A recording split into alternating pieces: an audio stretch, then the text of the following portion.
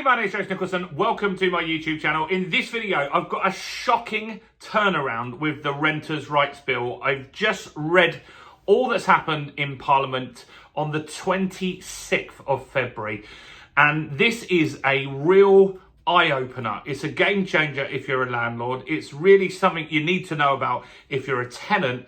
And I think everyone needs to know about this content. It literally is totally different to what we've had in the Renters' Rights Bill. Now, I want this video in particular to get a lot of views because this is really different to what we've been talking about over the last few weeks and months. There are some real game changers. There's some big delays in certain areas. I'm going to be talking about Section 21. Very big update on that.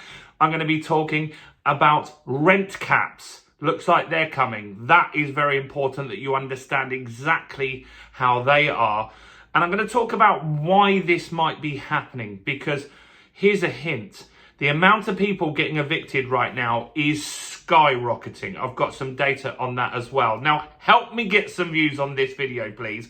Smash like, tickle like, do something to the like button. You might do that out of excitement if you're a landlord. You might do that out of anger if you're a tenant because maybe you're not happy with some of these updates. Share this video, please. Maybe share the video onto your social media, WhatsApp it to someone, email it to someone, Facebook it to someone. Just get the message out there. This is a very, very important video, and I think the most important video that I've done this year. So let's get to it because there's a lot to go through here. Now, if you want the ebook version of all that's happening in the Renters' Rights Bill, we're going to update that as well. So click on the link below, download that. We'll have all of this update in that ebook that we'll send you as well. So that's going to be useful for you. So what have we got to talk about? Well, a few things. Firstly, let's talk about a small one. And that is that they're proposing training agents. Now, that means all agents that deal with all of the processes in a rental structure. We're talking letting agent, we're talking estate agents, getting up to a level 3 qualification, similar to an NVQ. Now, that's good because there isn't regulation in estate agency. It can be the Wild West. I've been mostly fortunate. I've been a landlord since 1999, so 26 years now. I did have one estate agent in Hastings. Fortunately, they've gone bust. But what happened with that guy was the estate agent took our rent, went down the pub, spent it and put most of it up his nose, pretended he was a millionaire, and didn't pay us, told us that the tenant wasn't paying. Eventually, it got figured out by a group of landlords and we were able to move our tenancies to someone else. That was horrendous. And that can happen. And that can also happen to tenants. And so agents getting qualified to deal with a tenancy is going to be good for everybody in the chain. So that's one thing that's fairly small. Next is restrictions on guarantors.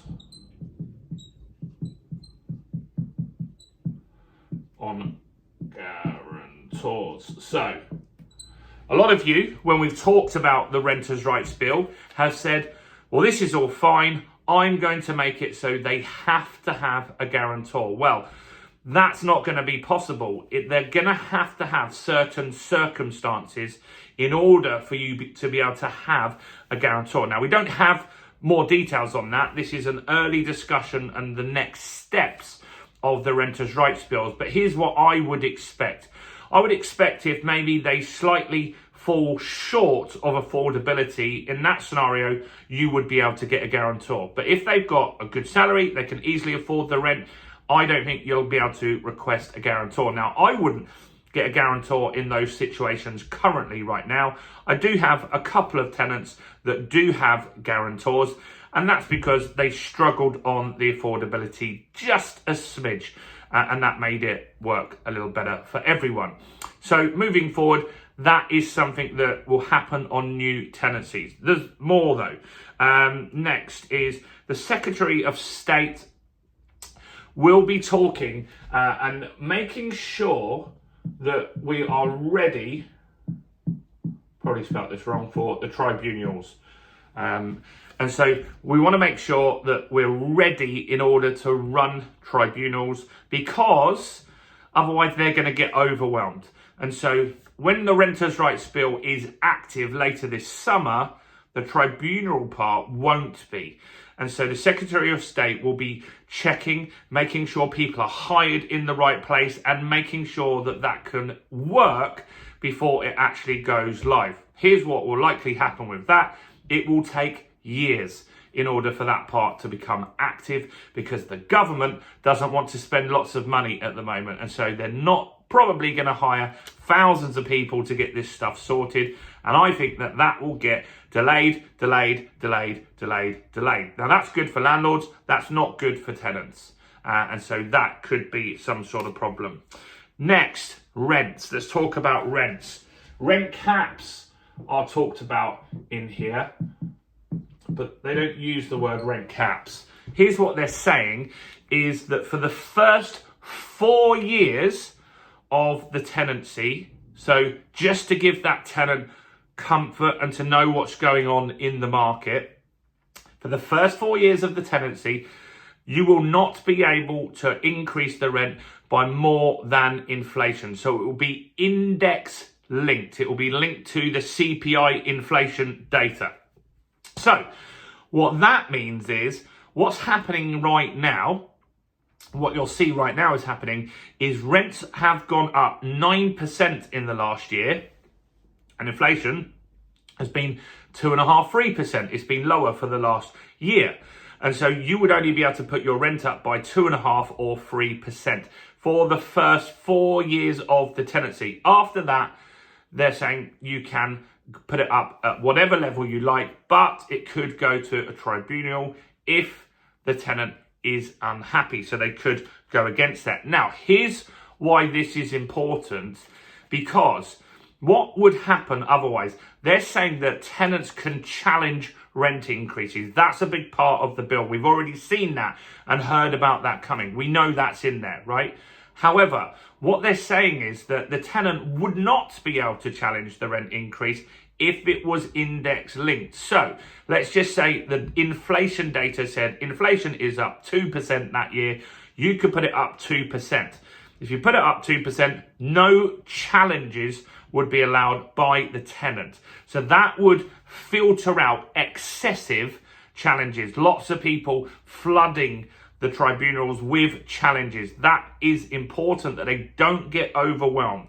So they're saying that if you increase your rent in line with inflation, you're fine. You won't get any challenges, and the tenant will have to just accept that. Now, here's what will happen, because some of you that watch this right now are very kind to your tenants. You've got good tenants that you've had for a long period of time. I think that you're going to see a rapid increase of rents before this goes active. I think you're going to see floods of increases with rent before that. This is what happened in Scotland. Scotland had an actual rent cap. This is a form of rent cap, because they're saying you've got to cap it in line with inflation. They're not saying a monetary amount. You can charge £4,000 rent if you want, but after that you can only increase it in line with inflation. So there's no monetary amount that you can cap it, but it's got to go up. But what happened prior to that, people that gave friends, family, discounted rent to people had to bring it up to the market level. Otherwise they could be stuck at that lower level for a long period of time, and that's risky. So I think that that could be not great for tenants in the short term. What else is there? So yeah, that's that part. There's a lot more. So strap in. If you've found this useful so far, I've got really good stuff coming in a second. Smash like.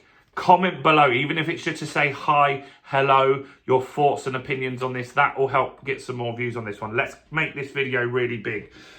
Next, you can now charge bringing back 12 months rent up front. Now, this was a stupid part that we did some videos on, that in the bill as it stood previously, they were saying, look, you can't take rent up front. And there are certain people that do that. Maybe they get lump sums of money. Maybe they're not very good at managing their money. And they want to do that as a tenant. They want to pay rent up front. You can now do that again. You can take 12 months, a maximum of 12 months rent up front, which is very, very important. What have we got here? Okay, a few more things. There's quite a few more things. Fixed tenancies are back. Fixed 12-month tenancies are back, innit? Not rolling. So they're saying you can do a fixed 12 months tenancy because people like that kind of stuff. That's important. Here's a good one. Notice periods. Let's talk about notice, because this was in here and this was stupid as well. And they've addressed it and they're dealing with it, which is surprising for the government. So it was previously stated in the Renters' Rights Bill that a tenant could give you 2 months notice at any time, meaning they could take your property for 2 months, immediately move into for a year or a rolling contract, move in and on day one give you notice, moving out 8 weeks later. Effectively, that could be like an Airbnb at a much cheaper price. Landlords didn't want that. That was not great. So what they've said now is in the amendment, they're saying that the tenant cannot give notice until 4 months. 4 months into the tenancy. And at 4 months, they can give you 2 months notice, meaning the tenancies effectively, the shortest tenancies are back to 6 months. Brilliant news. That is like sensible. It gives the tenant security. It gives you security as a landlord. And some of these things so far, if you're watching this and you're a landlord, let me know in the comments if you're thinking, you know what? He's saying some stuff here that might me consider not selling my property. I'd like to know, because that might be what they're trying to stop here as well. What's next? Courts and Section 21. I've got 2 things on Section 21 I'll talk about. So let's talk about those. So, Section 21, no fault evictions. That worried a lot of you that watch this channel. In fact, hundreds of thousands of you have watched the content where we talked about Section 21s being removed. Lots of people are calling for them to be removed. And right now, Section 21s are going through the roof. They are 7% higher. There are so many getting processed because of the fear of this Renters' Rights Bill coming in, and people want their property back. They're looking to keep it in if you're a small landlord and you have 5 properties or less. Remember that. 5 properties or less, a small landlord will be able to still do Section 21s forever. There isn't looking at doing any cut-off on that. It will only be the bigger landlords with more than 5 properties. So I won't be able to do a Section 21 because I've got more than 5. Anyone that's a small landlord would have the ability to continue using Section 21. That is to keep some small landlords in the market, because that was scaring off a ton of landlords. So very, very positive there. Now, the other part of the Section 21 news, which is very big, is Section 21s being abolished even for larger landlords that have more than 5 properties, is being delayed indefinitely again. Exactly the same as the Conservatives did just before the election. So just before the election, the Conservatives said, you know what, we're going to abolish Section 21s. This is very big news, just in case you don't realise.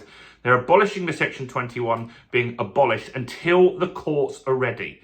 The courts won't be ready for years and years and years. In order for the courts to get better and be ready, they need to hire more people, they need more judges, they need more clerks, they need more admin staff in a time when they're looking to cut government spending. It's not likely to happen anytime soon. So that really means Section 21 is delayed indefinitely for all landlords, and it's staying for small landlords. Very, very big news there. Let me know what you think about that one in the comments. Next, student accommodation. This was another stupid loophole they had, because they were saying that you were going to have rolling contracts. It meant that the fear was that student accommodation wouldn't work because the students could move in September and they could leave in May, for example, at the end of the year. And then the landlord would have that big void. The landlord needs a year contract. Otherwise, they're just going to have an empty property and it's not going to be worth running it as a student accommodation. That means students don't have security. It means the market would have shrunk significantly. Now they're saying student accommodations like ASTs can go back to 12 months again. Very, very big update there. What else have we got? This one's not great. This one isn't great. And so let's talk about possession. So there are rules about possession, which is in the guide that we've got in the description. So grab the guide. This isn't changing. So the rules are for possession are the landlord or the family needs to live in the property. The landlord intends to sell the property. Redevelopment or major works requiring vacant possession. The tenant has passed away and no successor has a legal claim to the tenancy. Significant rent arrears and antisocial behaviour. So that's about possession. This is really only relevant now to people that have got 6 or more properties. Because remember, if you've got 5, you can do a Section 21 no-fault eviction. If you've got 6 and the courts are then ready and they're looking to move this forward, then they're saying at that stage, possession is discretionary to the judge. So even if you tick this box, you give your Section 8, you get in front of a judge and you say, hey, Your Honour, I want my property back because I want my family to live in the property. It's discretionary on the judge's part whether they give you the property back or not, or the tenant can stay. They will make a decision based on conduct throughout the tenancy from you as the landlord and the tenant, and they will make decisions based off that. That's not great. I think it's easier to have law where it's black and white and it's easier for every party to understand. So that's another big section of this. Have I missed anything on here? No, that's it. There's a lot, right? This is a big, big update. I didn't see this one coming. I didn't really see it coming. The big things here that I want to highlight are this Section 21 stuff. This has terrified landlords. You might not like the Section 21, but you want to keep landlords in the market because the rental market is shrinking. The Tribunal stuff, that's going to get massively delayed. Restrictions on guarantors. The rent cap is a big one for landlords. You've got to be careful. I see this making rents go up massively short term. I bet you when we look at this in a year from now, rents are up 10% again. I bet you that is what will happen short term. And then we'll be looking at inflation linked numbers after that. So this is huge. There's a lot happened. A lot has happened. Grab the ebook. We'll update it with the latest part of the bill attached to it. And do check out all the other content on the channel as well. Make sure you subscribe. Make sure you hit that like button. Do check out all the videos, including this video right here.